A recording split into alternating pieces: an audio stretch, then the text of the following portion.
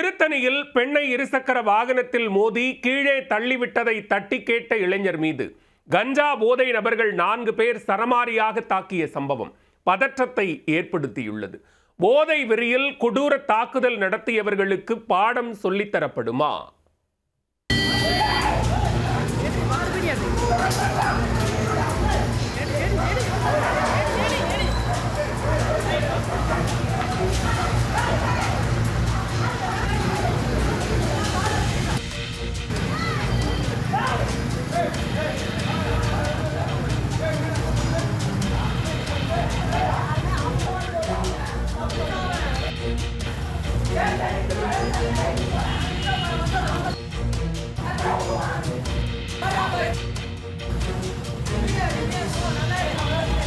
திருவள்ளூர் மாவட்டம் திருத்தணி மாப்போசி சாலையில் காஞ்சிபுரத்தைச் சேர்ந்த பலூன் வியாபாரியான லதா என்ற பெண் சென்று கொண்டிருந்தார்.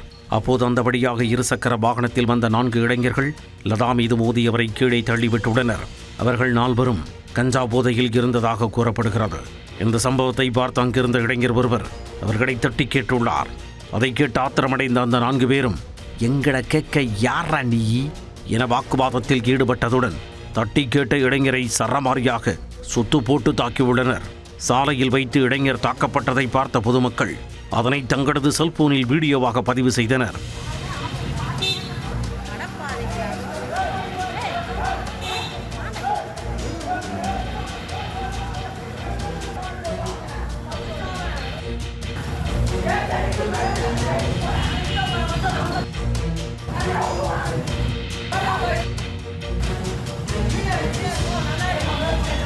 இந்த தாக்குதல் வீடியோ சமூக வலைத்தளங்களில் வேகமாக பரவிய நிலையில் திருத்தணி குற்றப்பிரிவு போலீசாரின் பார்வைக்கு சென்றுள்ளது.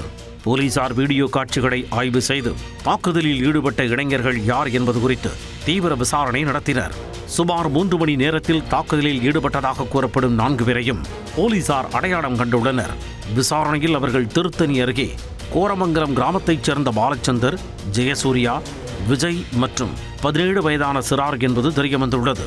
தீவிர தேடுதல் வேட்டையில் இறங்கிய போலீசார் பாலச்சந்தர், ஜெயசூர்யா, விஜய் ஆகிய 3 பேரை கைது செய்து சிறையில் அடைத்தனர். அவர்களில் 17 வயது சிறாரை மட்டும் பிடித்து விசாரணை மேற்கொண்டு வருகின்றனர். பெண்ணை இருசக்கர வாகனத்தில் மோதி கீழே தள்ளியதை தட்டி கேட்ட இளைஞர் மீது கொலைவெறி தாக்குதல் நடத்தப்பட்ட சம்பவம் திருத்தணி பகுதியில் பெரும் பரபரப்பை ஏற்படுத்தியுள்ளது.